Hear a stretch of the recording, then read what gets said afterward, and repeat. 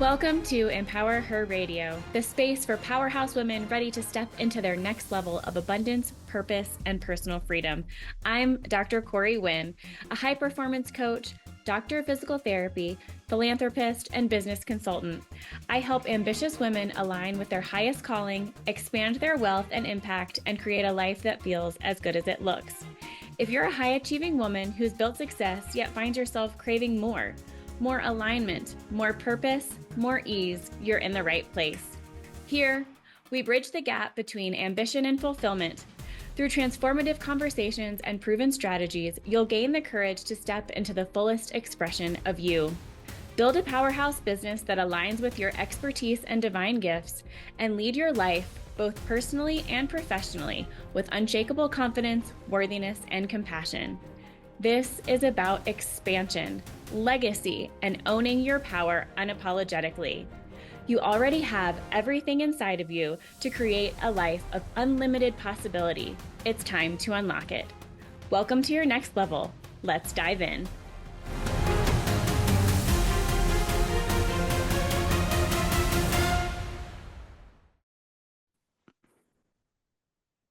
Hello, everyone. Today, I have the absolute pleasure and privilege of introducing a woman whose journey is a testament to the power of trusting yourself, embracing change, and stepping fully into your purpose. Catherine Crestani is an intuitive healer, coach, author, and speaker dedicated to guiding others toward their highest potential. With a background in speech language pathology and a deep expertise in holistic healing, shamanism, and neuroemotional techniques, Catherine has built a thriving practice that helps people release emotional blocks, reconnect to their intuition, and live an extraordinary life. Welcome to the show, Catherine. Thank you for having me, Corey. I really appreciate it. So, as I was preparing for the show today, you have such a beautiful story. So I would love for you to just kind of start there. Can you take us back to the moment that you realized the life that you were living just really wasn't aligned with your soul? I think that's happened several times in my life, right? I think it happens to all of us. I We would have so all agree with these, that. yeah, and we have all these moments where we're just like, oh, damn, this doesn't align with me anymore. What am I doing? So I guess the first big thing where that pops into my head was my first marriage because during that time, I made it my mission to make sure he was happy all the time. And it's nothing he asked me to do. I just believe subconsciously that I had to fix everything. And it was the same when I was with my family. I had to be the peacekeeper. I had to be the nice one. I had to be the one to make sure everyone was happy.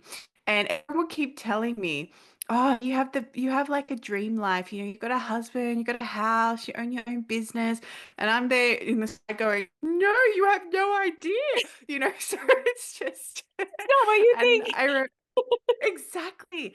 And I remember I went out with some friends from high school, and one of them was driving me home, and he was playing all this music, and I used to love music so much. Like I used to be very much into making mixtapes for people. I'm showing my age now, and making mix Right? CDs Same. and those. Yeah. And everyone used to love them, and I loved doing them. And one day I just stopped doing all of that. And I didn't even listen to the music I liked anymore. I was doing everything that my ex did. Again, he never asked me to do that. That was just how I thought I could make him happy by having shared interests, that sort of thing. And he turned and he's playing this new song. He goes, how cool is this new song? And I was like, I've never heard it. And he goes, oh, what about this one? And I was like, I've never heard it. And like, it's traffic lights. And he turned and he looked at me and he goes, I don't know who you are anymore. And I'm like, oh, I don't know who I am either. I didn't say that back, but that was my reaction in my head. And it started this journey of self-questioning, like, who actually am I? And I'd realized I'd given so much of my identity away to almost become my ex. And it was when I realized that, and I remember coming down. I used to work very late owning a business because I was throwing myself into my business. So if anyone finds they want to stay later and later and later at work and not go home, that's usually red flags, right? Because you Right? should want to Right. go home.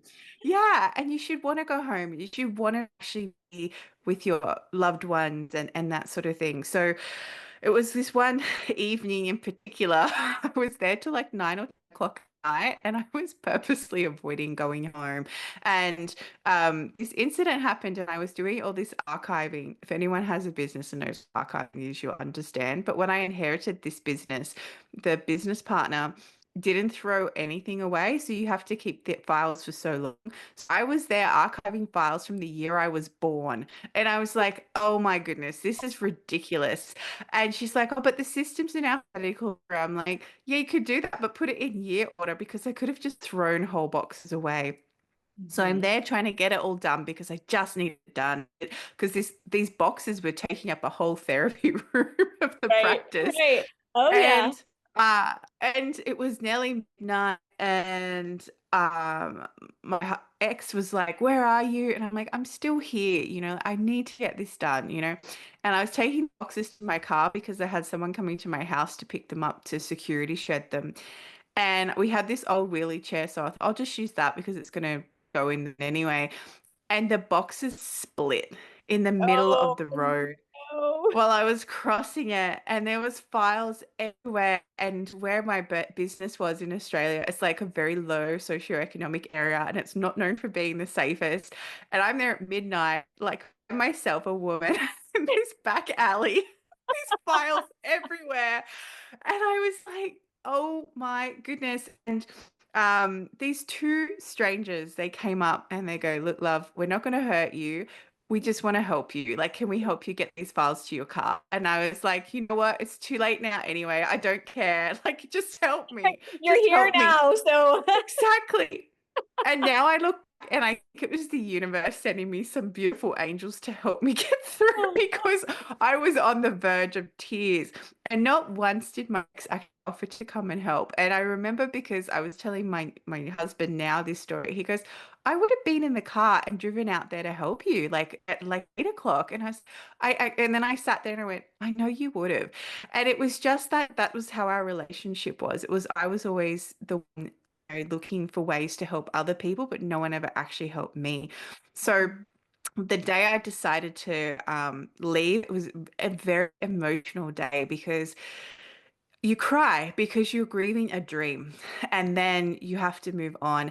And the same thing happened, when I was choosing myself again, because then I sold that business I was in because the partnership became unviable. So again, I was always people pleasing, making sure everyone else was okay. But poor Catherine wasn't okay. yeah, Catherine was like, yeah. "Nope." And I'd fallen pregnant by that point, and I was like, "You know what? It's bigger than me." And even my husband was like, "You need to get out of that business partnership." And I said, "Yeah, I do."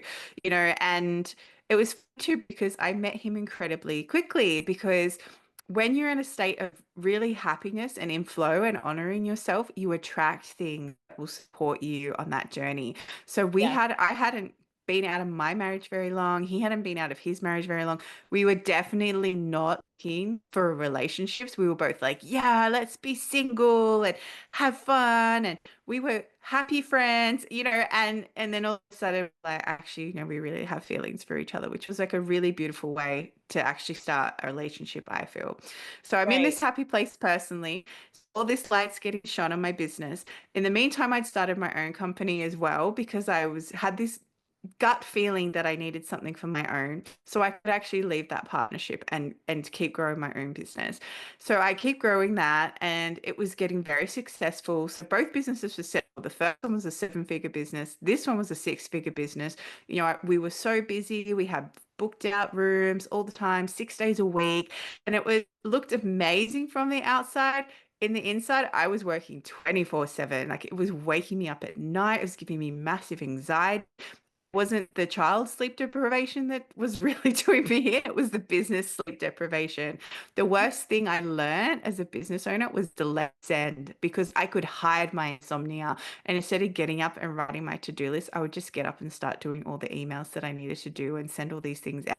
And, it was such a enabling time because I was able to do all that. But at the same time, I was going to a natural every week, leaving with a big box of supplements to keep me alive because and to actually, keep my stress levels at a point I function because he knew I had to keep working because I was the breadwinner. But I'd also created such a toxic relationship with my business everything depended on me.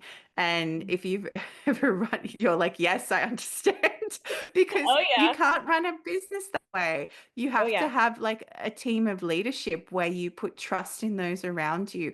And I didn't do that. And so, after panic, starting getting panic attacks and the insomnia and, anxiety all the time and this constant feeling like I'm not a good enough and I'm not doing enough.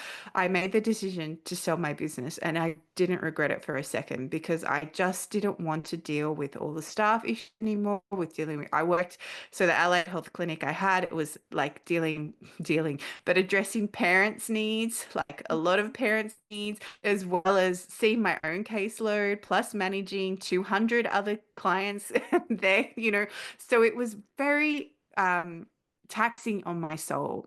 And it was never fulfilling. And I remember everyone kept saying to me, oh, your job must be so fulfilling because you actually get to help children to speak. And I said, yeah, that's a beautiful part. And I love working with children. And I still do love working with children. I think little humans are amazing.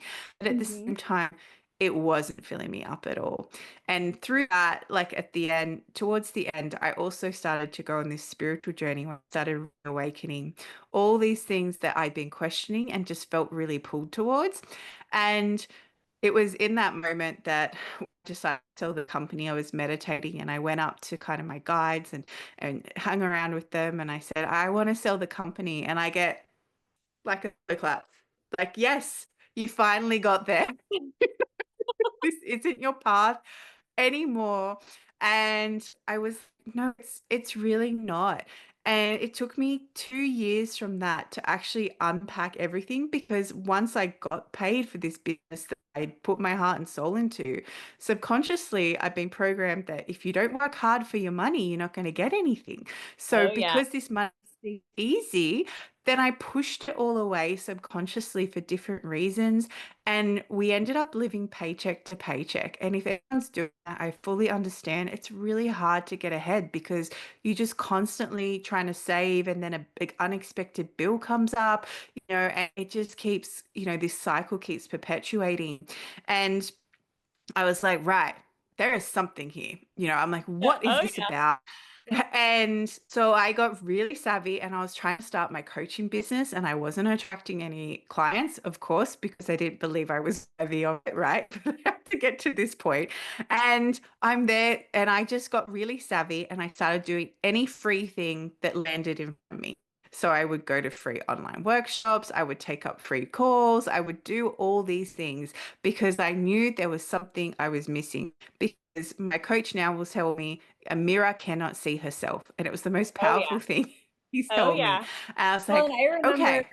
I want to go back to what you said just a few minutes ago. First off, being able to grieve the dream that you once had is so incredibly powerful because there is a grieving process. There is oh, that was the path that I thought I was meant to go on. And I, gave it my God's honest try.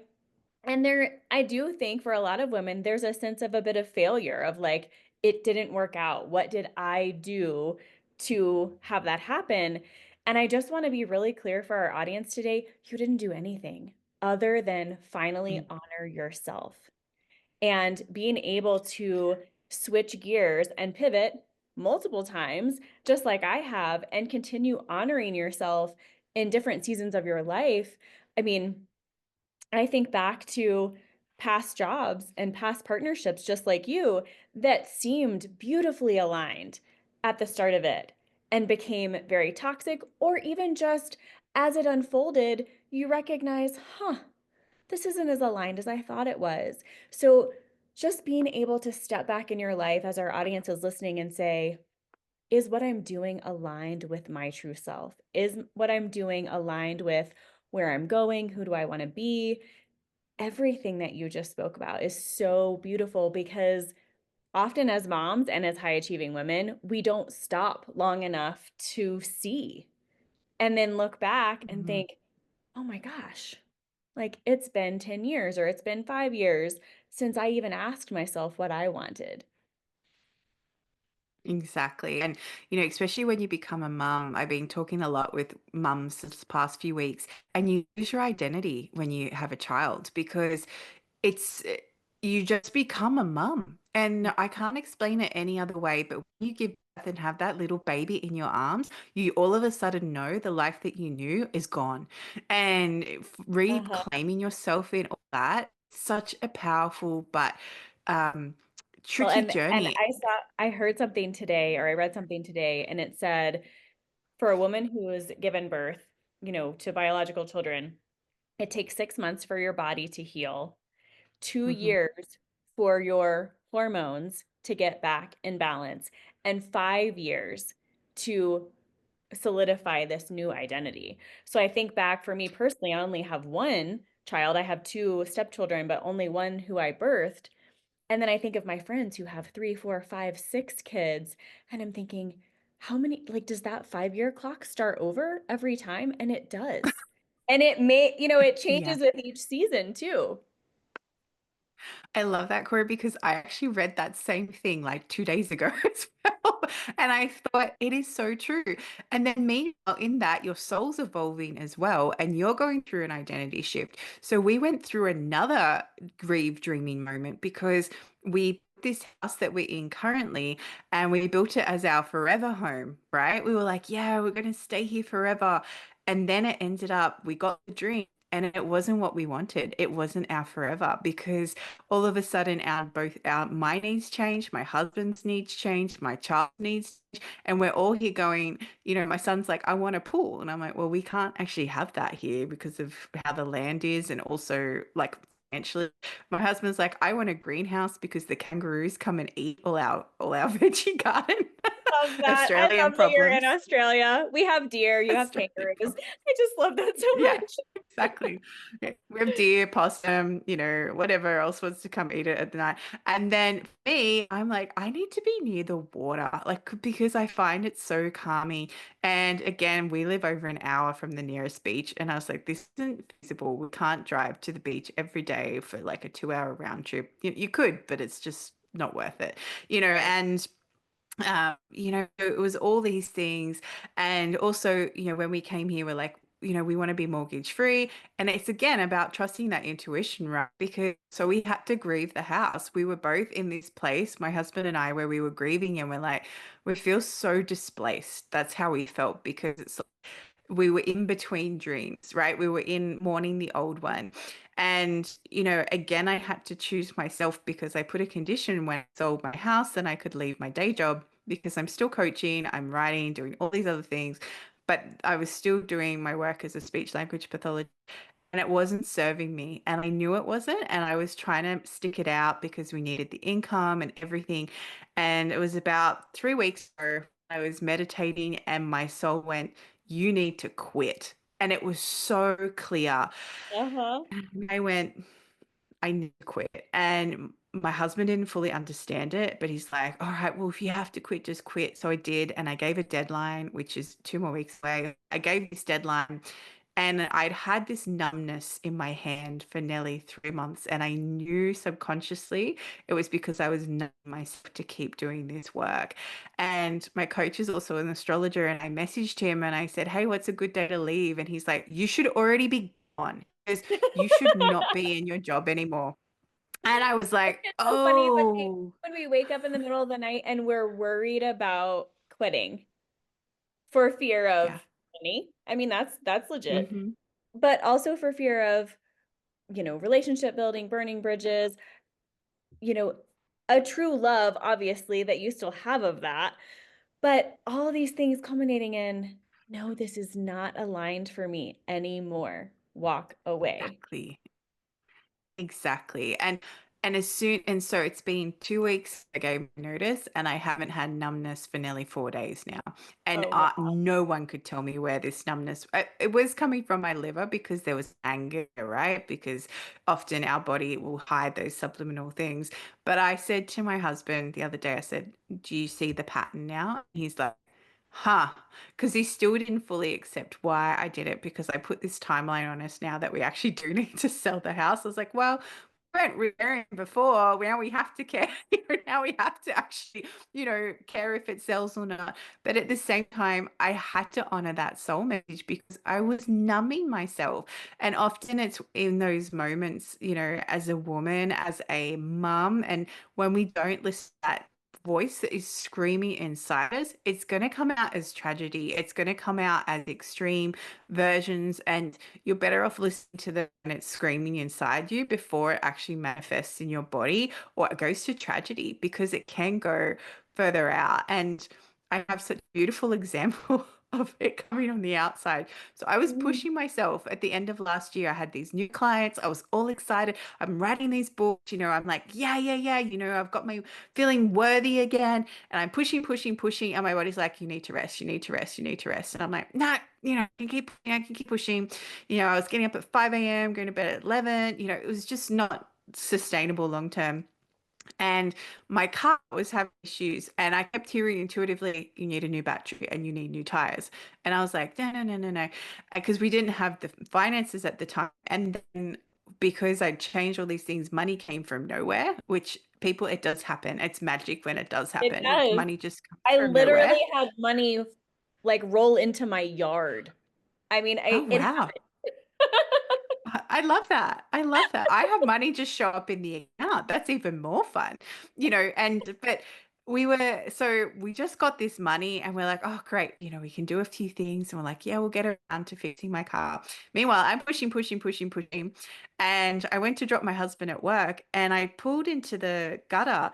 And I swear, something else grabbed the steering wheel and yanked it over. And my husband's like, what are you doing? And I was like, it's not me. And my car hit this gutter, but it hit this point of the gutter that was broken and it slashed my tire. I had no choice but to get new tires at that point. So then the next day, and I was like, oh wow, this is an example of what I'm heading towards because I'm pushing so hard, right? And so then the next day, getting my tires changed. It was great. They came to my office. It was awesome. Then they rang me. I said, "Oh, do you need help finding a car park spot?" They said, "That's not the problem. Your battery won't start." I'm like, "Of course it won't." So I'm sitting in the car waiting, but the universe looked after me, right? I rang this place, a mechanic across the road, and they're like, "We'd send someone over, but we can't because we're short staffed. But why don't you try this place?" Rang that place. They had one battery left that fit my car and they could be out in 20 minutes. And I was like, thank you. And then I'm sitting there, I'm like, I'm making this into an Instagram reel. Hey, everyone, this is what happens when you don't listen to what's going on internally. It comes out externally. You My know, car it's was, so funny that you talk about all of that because a couple of weeks ago, I was going back and forth between like I should be doing, and that's the first problem. You shouldn't ever should yourself because if it's a should, then walk away. But was like, I should be doing this and this and this, but I really want to go to the flower shop and just walk around. I should be doing this. And finally I was like, whatever. I'm going to go to the flower shop. I'll be gone for, 30 minutes, whatever. I got to the flower shop, opened my door and hear this whoosh, and I was like, "Oh no." And my tire was totally flat. I mean, I don't know how I got there. And I thought, there's a reason why I ended up at the flower shop because now, while my husband is on his way to help me change my tire, I'm just going to walk around and be in nature for however long it takes. And apparently that's what I needed today. exactly. And that's the thing, if we don't listen, right, Corey, then the universe will keep making it that we do listen. And it will just keep turning. And this is what I say to people, the universe leaves us breadcrumbs and leaves us signs, universe, God, divine, whatever works for you or whoever's listening. But there is something bigger than us that is still cheering for us. It's like our cheer Uh-huh. squad, right? And if you ignore the signs, then it's going to keep turning it up. And I was driving to yoga one morning for sunrise yoga, and there was all these ducks on the road, and I thought, are they ducks? And I stopped and I was in this butte, and this duck flew across just in front of my windshield. I'm like, that was a duck, right? And then just to prove the point, the duck came and hit the windshield. I was stationary, mind you, so hit the windshield, and then flew off again. And I was like, okay, I need to look what ducks mean. Then I driving, and there were so many ducks that morning. And when I got back home, I was like, right, I need to look up what ducks mean. It was like, you need to pick a path because I was just umming and ahhing about what I wanted to do. And that's kind of what ducks do, right? They like waddle one way and then they waddle the other way. They could easily fly across the road, but they choose to walk across the road, so it's about picking a path. But again, and then I sat back and I thought, huh, what would have happened if I hadn't paid attention to all those ducks because there were so many ducks? It probably the universe has been like just throwing ducks in my face everywhere. Who knows? People might have been talking about ducks. It doesn't matter. It happens. But it's when we are actually open and can tune in that helps, fuel our intuition as well, especially when sometimes it's really hard to explain to people how you're feeling on the inside or to trust what comes up. And it's when you get those little signs and breadcrumbs from the universe that you go, oh, thank you. That does make sense because I was just thinking that or feeling that, when you're aligned, then all these things start to happen. Like when I quit my job, all these crazy things happen. Like I had someone sign up for a coaching package that I'd offered months before. They signed up 3 hours before it was meant to start. And I was like, what is this? And I had an email come through to offer me put my podcast and explore monetizing it. And I was like, oh, what is this? Like, so again, it was all, and then I got invited to speak on all these women empowerment panels. And I was like, wow, that was all I had to do was quit my job. And all of this fell in a line because this is what I'm meant to be doing. And it's nice when the universe rewards you that way. And Oh. it does work that quickly. Well, and it's so funny too, because how many of us high achieving women just go and push because that's all we know to do. And when the universe is finally like, stop, you're done here. For me, I need like Las Vegas show lights kind of like blinking, just like, we're done. Um, because like the little breadcrumbs a lot of my life were just not big enough. But Big enough. I chuckle with that because we do, when we're finally able to step back and figure out what ducks mean, or have our mind be quiet enough to listen to our intuition, or that little voice that you've been pushing aside for so long about quitting your job, so many things open.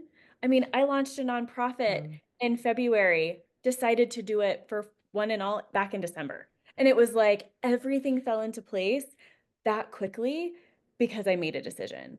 And that's where it starts. So often, all of us, and me included, used to be stuck on, well, but how is it going to happen? How am I going to pay my bills? How is the house going to sell? How am I going to make it without this job? And it's like you make the decision, the how follows. It never goes the other way. Exactly. Exactly. And it's like you have to think, what steps do I need to take to work towards this goal? And then exactly like you said, the universe sorts out the how. Because if it's aligned in what you're meant to do, then you do make those steps. And that is beautiful. You started a nonprofit. I have a nonprofit too, because, in the Tell us end, about that. yeah. Oh, tell us about that. So basically, how we work is that, my husband and I have this vision of putting back into the community, like teaching people again how to be fully in touch with themselves, as well as, allowing you to learn back from the land. Because all these things that we used to do to honor our food and that sort of thing, we've taken for granted. And if you don't look after your body and you don't look after your mind, then your soul can't thrive either. So it's all about, we're at the moment focusing kind of on for me, it's the mindset and the coaching part, and also working on people's energy. For my husband, it's starting to shift like actual health things and working on their body and that sort of thing. And it's evolving, but we've had to get to this point where we're like, all right, long term, what do we want to do? And as you heal your money wounds, that's the biggest thing too. So sometimes we're conditioned to believe money is bad. Right? Mhm. This is a big thing, right? Money's bad. All these rich people do horrible things, whatever it Uh-huh. might be. But instead, it's like, well, no, I'm going to have this money come to me so that I can serve people how I want to do to help create something for them, and put it back out into the universe and put it back out into the world. And, it's almost like a pay it forward, but we're naturally meant to attract that abundance. And, when you start to see that flow, money doesn't feel as bad anymore. Money doesn't feel as Yeah. conditioned anymore. And it's like, okay, money is a good thing. We need money to come in and we need money. And it's amazing how many people I meet who will go, oh, no, you don't need money. I was like, well, you actually do, because until we get to sort of barter system where we can exchange, hey, if I do Uh-huh. this for you, you can feed me. Like, you need money. It's So all it's just a like, transfer of energy, though. And I love that we both have exactly. trees in our background because how many of us heard as kids, well, money doesn't grow on trees. And I had a mentor But it years ago does. say, well, actually, it does because money is paper and paper is made out of, pulp, which grows on trees. Like it actually does. And I Exactly. remember And it's, how wounded my money story was way back then. And I was like, okay, technically that's true, but I don't believe that. It took me a really long yeah, time to recognize yeah. we're both coaches. How many billions of people are on this planet? We could never by ourselves serve all of them. There's so No. many. So I love connecting with other women who are doing similar work as I am because for one, it's so needed. But two, none of us could ever carry the client caseload to serve everyone, nor should we, because we need to take care of No. ourselves. Exactly. And there's like different coaching niches too. Like my coach will tell me he's not a business coach because Mhm. he hates business. But at the same time, I'm like, you kind of are. Whereas for me, I'm really good at the business stuff because I have built two businesses from scratch. Well, one was nearly from scratch, but one was definitely from scratch. And Mhm. and I've always had this gift of seeing the gaps in the market, and allowing, the beautiful thing is when I work with my clients is I can use my intuitive gifts to actually tap into their highest potential, their highest timeline.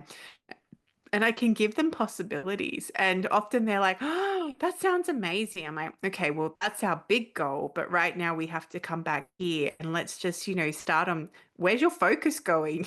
Like it can be as simple as that. Because Right. often, and a lot of people are like, you don't need a coach and da da da. But you need someone in your corner to hold you accountable. And also, you need someone in your corner who can support you and challenge you because it's only then when you have your supporters and challenges that you can become that creator, right? That you can create what you need to create. And I'm sure you still have a coach, Corey, because you're a Oh, coach. Normally, coaches absolutely. have Oh, yeah. coach. Exactly. Absolutely. And and you think back, the best athletes in the world have coaches. The best Exactly. entrepreneurs and leaders have mentors.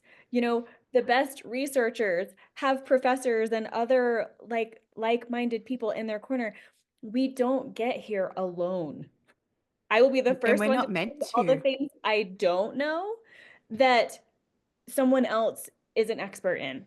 I mean, and the more that we recognize maybe where our blind spots are and where our strengths are, the more fulfilled you can be because then you focus on your strengths and you delegate everything else.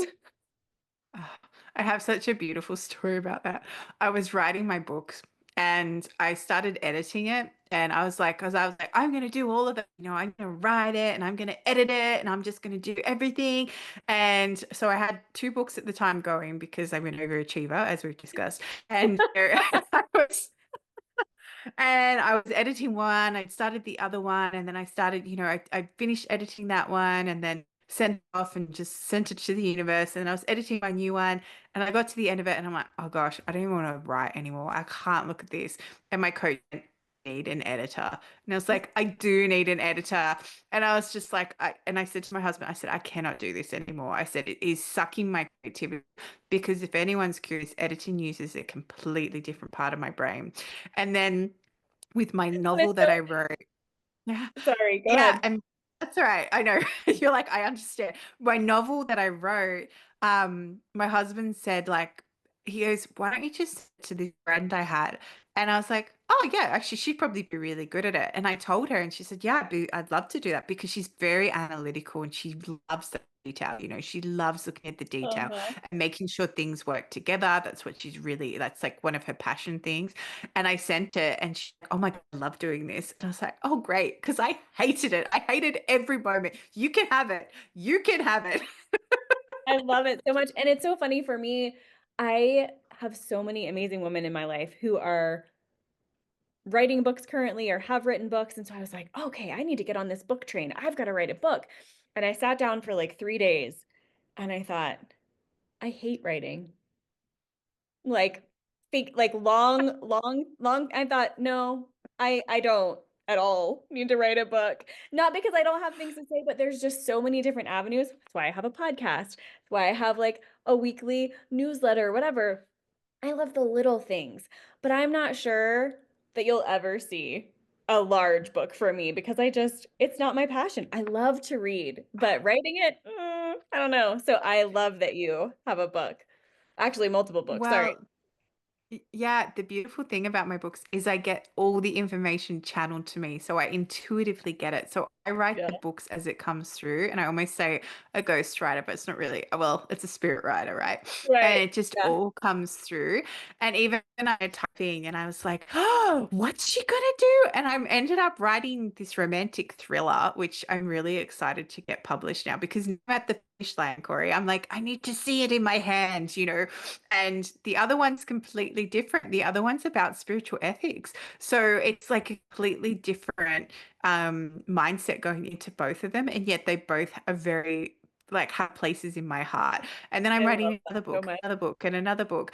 And it's just allowing it to flow. But that's my creative outlet. Like you said, you do your podcasting, you do the small things, everyone has their own unique outlet. For me, it's definitely not drawing. If I have to have a coaching group meeting and I have to draw on that whiteboard, I'm like, oh, you want me to draw pictures? Hang on. Oh, It's just my like, creative outlet is forgive me. gardening. There There's you go. there's no See? art in my future. Well, and I used to dance when I was younger, so I do like dance around the house and stuff. But yeah, we all have some sort of creative outlet, and I think sometimes it just takes a little bit of time to like figure out where that is and be open to trying a lot of Exactly. things.